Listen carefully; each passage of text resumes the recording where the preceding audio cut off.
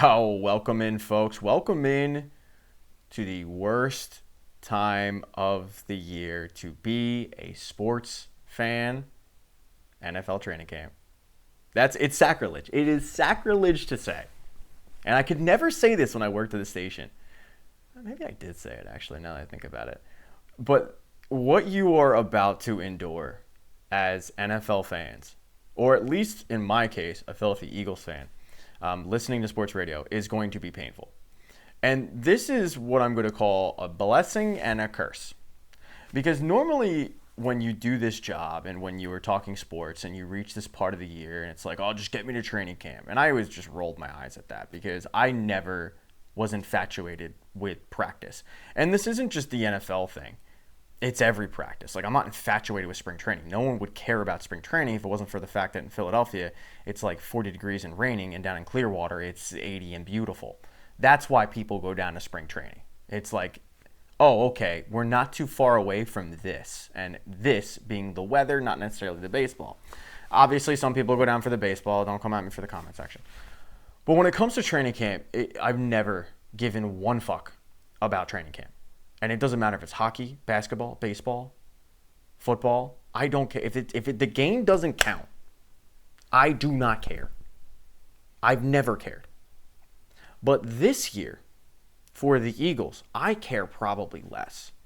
And the reason for that is simple. It's the blessing and the curse.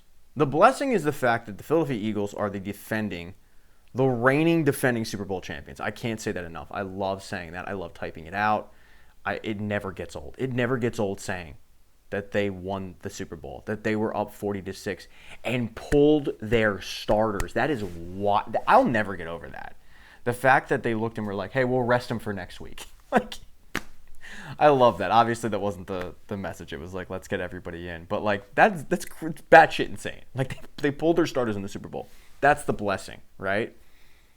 The curse is the fact that you enter this year with not a lot of questions because the team is still loaded. Like, what is the question? What is the talking point of training camp? And both stations, whether it be 97.5 or whether it be WIP, and WIP owning the Eagles' rights, they're going to push training camp down your throat. I wouldn't be surprised if both channels have hourly updates from training camp. I wouldn't be surprised if they have specialty shows every night talking about training camp and who looked good and who didn't. And, oh, Jahad Campbell, he looked good for 6 snaps and what I saw. And all of it is filler. And I was talking to somebody in the industry today about this. And I said, when the Phillies are bad, I understand this. I do. I understand the lure to kind of just put filler and put this crap out there because nobody likes a bad baseball team. When your baseball team's bad, I mean, it's the longest grind of the year. It's 162 games, and we all know where it's headed. The Phillies aren't that, though. So for these two stations that will shove training camp down your throat and miss the fact that the Phillies are, a week away from the deadline, Phillies are battling for first place, I think it's foolish. But they'll do it anyway. They will absolutely do it. And they'll point to metrics and this and that. And at the end of the day, what's going to happen? WIP is going to whoop the Fanatic's ass because they always do. Ever since I was there was a time where the Fanatic kind of had a chance and they were gaining ground, and that they let them off the hook, to quote Denny Green. And yet the Fanatic and the figureheads there will continue to push training camp over the Phillies, over Sixers talk. And that's really, I think, where they should go. But for me, training camp was always like false messiahs and injuries. If I could have taken the entire month of August off from doing sports radio, I would. Because that's what it was. It was like trying your hardest to find a storyline. And that is one of the reasons why right now you have former players and pundits doing these stupid like top 10 quarterback lists that gets everybody riled up because they left Jalen Hurts off the top 10, or they said that this young player was better than Jalen Hurts or whatever. And it's like, it's just filler.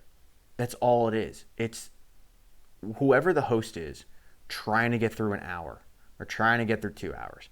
And that's it. And it's false faux anger from a lot of people out there that will get very animated. And why do they get animated? They get animated because the more they get animated, the more passionate they sound. And if they sound passionate about a topic and you disagree with that topic, you're more likely to call up, or you're more likely to tweet about it or quote tweet it or whatever. And that's the problem with this time of the year. Everyone's excited that football is quote unquote back, but to me, it's not back. It's back week 1. Week 1 is when it's officially back. Now, you're just holding your breath hoping that nobody goes down with a torn ACL or, whatever. You're a torn pec, Achilles injury, you name it. That's what you're hoping that happens. And luckily, in the past couple of years, and this is one thing I'll give Nick Sirianni credit for, he has reeled back on the hard hitting. They don't do 2-a-days anymore, so it does mitigate the injury risk. But this is the blessing and the curse, because there is no real talking point. There aren't a lot of training camp battles. Who is the training camp battle right now? And I'm sure there's there's probably one, maybe two, but this team is absolutely loaded, and that is a blessing. I will never understand why we have made training camp to be this, oh my God, round the clock updates. Maybe I'm in the minority. Maybe everybody loves this, and I'm the only one who goes whoa, Emperor has no clothes. We're talking about practice here. I don't really give a fuck about the practice. But to me, when I think training camp, I think Hank Baskett. I think Steven Spock. I think Henry Josie. Rasheed Bailey. Those training camp darlings, those wonders that you're wow, we got a diamond in the rough. And it turns out, no, you didn't. They are not very good NFL players. But that's back in the day where at least you had storylines, because the team was good, but maybe they weren't good enough, and maybe there were battles in one. Now it's no, this team's loaded.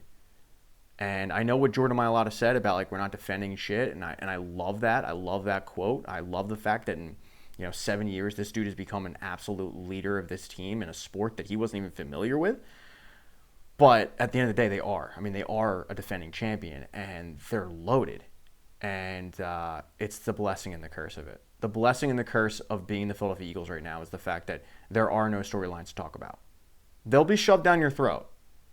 And trust me, hosts and stuff, they'll comb over and they'll beat every dead horse possible. And I'm not necessarily blaming the hosts, because they're probably getting pressured from program directors. And, maybe it's just they just don't want to talk about the Phillies or whatever. And they don't have the luxury of saying you know what, nothing to talk about tonight. We'll just take the night off. You have to talk about something. But by the end of it, you'll be sitting there going Jesus Christ, how many times are we going to talk about, Nakobe Dean versus Jahad Campbell? Nakobe Dean coming back. Can Jahad Campbell take the job? Oh my God. So, thank you for coming to my TED Talk and letting me get on my soapbox. I'm going to hop off now.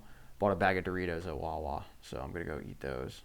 Do I need those calories? No, I don't. Am I going to consume those calories? You betcha. Now's the part where I'm going to ask you guys to hit buttons. I think we all know where those buttons are. I'm sure you've already hit the thumbs down button, and that's fine, as long as you hit the subscribe button, because I need 1,000 subscribers. I need to get off this pole. Right now I'm twerking for free. I don't really like that. I would like to twerk and get dead presidents thrown at me. So that's my take on training camp. It sucks.